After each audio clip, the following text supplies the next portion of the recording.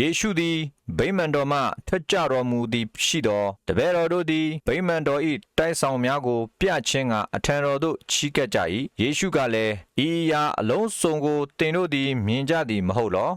ငါအမှန်ဆိုသည်ကားမဖြိုမချဘဲကြောက်တစ်ခုပေါ်မှတစ်ခုမျှမတီမနေရဟုမိန့်တော်မူ၏ထိုနောက်တန်လွင်တောင်ပေါ်မှထိုင်တော်မူစဉ်တပည့်တော်တို့သည်အခြားသူမပါဘဲချီးကပ်၍ထိုအမှုအရာတို့သည်အဘယ်ကာလမှဖြစ်မည်ကို၎င်းကိုတော်သည်ကြွလာ၍ဤကကဘာကုံသောပုံနမိတ်သည်အဘယ်နမိတ်ဖြစ်မည်ကို၎င်းအမိန့်ရှိတော်မူပါဟုလျှောက်ကြလျင်ယေရှုကလည်းသင်တို့ကိုအဘယ်သူမျှမလက်ဖျားစေခြင်းကတတိပြုကြလောအများသောသူတို့ကငါသည်ခရစ်တော်ဖြစ်၏ဟုဆိုလက်ငါ၏အယောင်ကိုဆောင်၍ပေါ်လာသဖြင့်လူအများတို့ကိုလက်ဖျားကြလိမ့်မည်သင်တို့သည်စစ်တိုက်ခြင်းအကြောင်းကို၎င်းစစ်တိုက်အံ့သောသတင်းစကားကို၎င်းကြားရကြလိမ့်မည်သို့တော်လည်းစိုးရိမ်တုန်လှုပ်ခြင်းမရှိစေခြင်းကတတိပြုကြလောထိုအမှုရာများသည်ဖြစ်ရမည်သို့တော်လည်းအဆုံးသည်မဖြစ်သေးလူတစ်မျိုးနှင့်တစ်မျိုးတစ်နိုင်ငံနှင့်တစ်နိုင်ငံရန်ဘက်ပြုကြလိမ့်မည်အရရတို့၌အစာခေါင်းပါခြင်းကာလနာများပြားခြင်းမြေကြီးလှုပ်ခြင်းတို့သည်ဖြစ်ကြလိမ့်မည်ထိုအမှုရာတို့သည်ဒုက္ခဆင်းရဲခြင်းအစအဦးဖြစ်သည်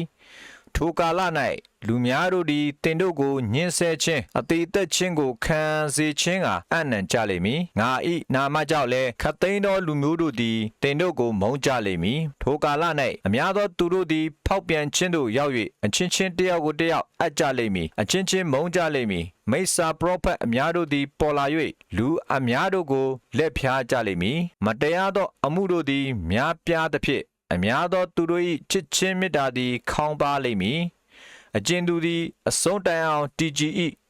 ထိုသူသည်ကယ်တင်ခြင်းသို့ရောက်လိမ့်မည်လူမျိုးအပေါင်းတို့အားတတ်တည်ဖြစ်မည်အကြောင်းနိုင်ငံတော်နှင့်ရှင်သောအင်ဝေလိတရားကိုလောကီနိုင်ငံအရရက်ရှိသမျှတို့၌ဟောရလိမ့်မည်တို့ပြီးမှအဆုံးသည်ဖြစ်လက်တံထို့ကြောင့်ပရောဖက်ဒံယေလဟောသည်အတိုင်းဖြစ်စည်းတတ်သောယွန်ရှာဖွေအရာသည်တန်ရှင်းသောအယက်ဌာန၌စိုက်နေသည်ကိုတင်တို့မြင်ရလျင်ကျမ်းစာကိုကြည့်သောသူသည်နားလည်ပါစေထိုတို့မြင်ရလျင်ယူဒပြည်၌ရှိသောသူတို့သည်တောင်ပေါ်သို့ပြေးကြစေအိမ်မိုးပေါ်မှရှိသောသူသည်အိမ်ထဲကဥစ္စာကိုယူခြင်းကမစင်းစေနှင့်လယ်၌ရှိသောသူလည်းမိမိအဝတ်ကိုယူခြင်းကနောက်သို့မပြန်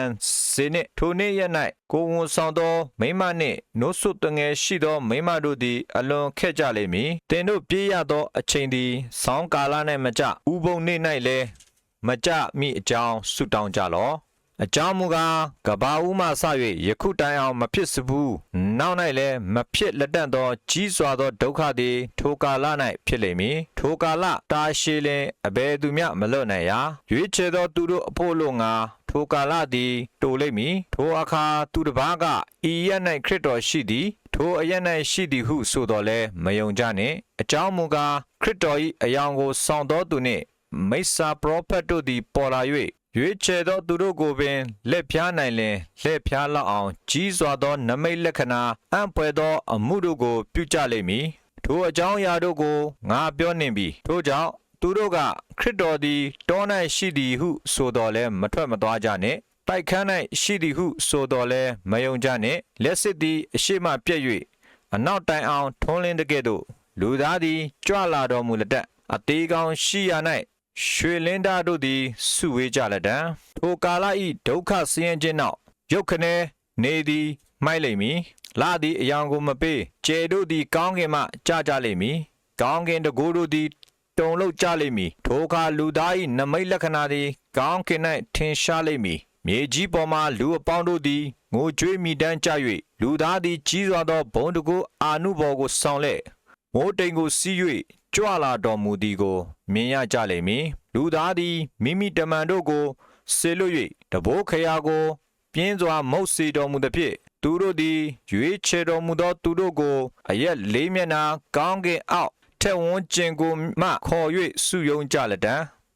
သင်္ဘောတဖန်းပင်ကိုအစွဲပြု၍ပုံသက်သေးတစ်ခုကိုမှတ်ကြလော့သင်္ဘောတဖန်းပင်သည်အခက်အလက်နှုတ်၍အရွယ်ပေါက်သောအခါຫນွေကာလနီးသည်ကိုသင်တို့သိကြ၏ထိုနည်းတူ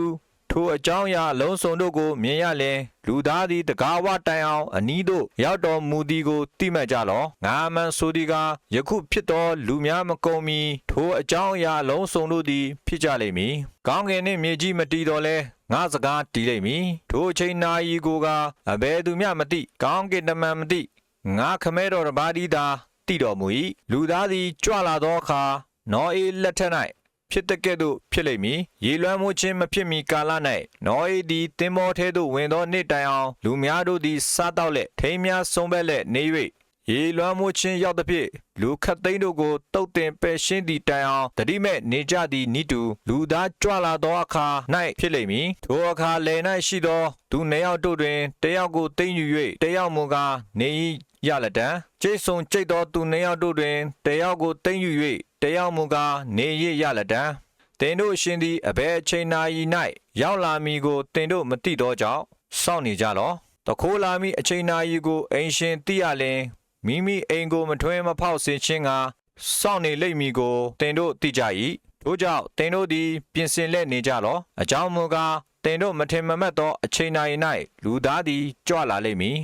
အရှင်သည်မိမိအိမ်သူအိမ်သားအပေါင်းတို့အားအချိန်တန်လျင်အစားအသောက်တို့ကိုဝေဖန်စေခြင်းကအအုပ်အချုပ်ခန့်ထား၍တစ္ဆာနှင့်၎င်းတတိပညာနှင့်၎င်းပြည့်စုံသောကျွန်ကအဘယ်သူနည်းအကျဉ်ကျွန်သည်ဤသို့ပြုလက်နေသည်ကိုအရှင်သည်ပြန်လာ၍တွေ့၏ထိုကျွန်သည်မင်္ဂလာရှိ၏ငါမှဆိုသည်ကအရှင်သည်မိမိဥစ္စာရှိသမျှတို့ကိုထိုကျွန်၌အပ်လိမ့်မည်သို့မဟုတ်မူကားအကျဉ်ကျွန်စိုးကငါအရှင်လာခဲ့လိမ့်မည်ဟုစိတ်ထဲ၌အောက်မိသည်နှင့်ကျွန်ချင်းတို့ကိုရိုက်ပုတ်လက်တေတောက်ကျူးသောသူတို့နှင့်တကွစားတောက်လက်နေ၏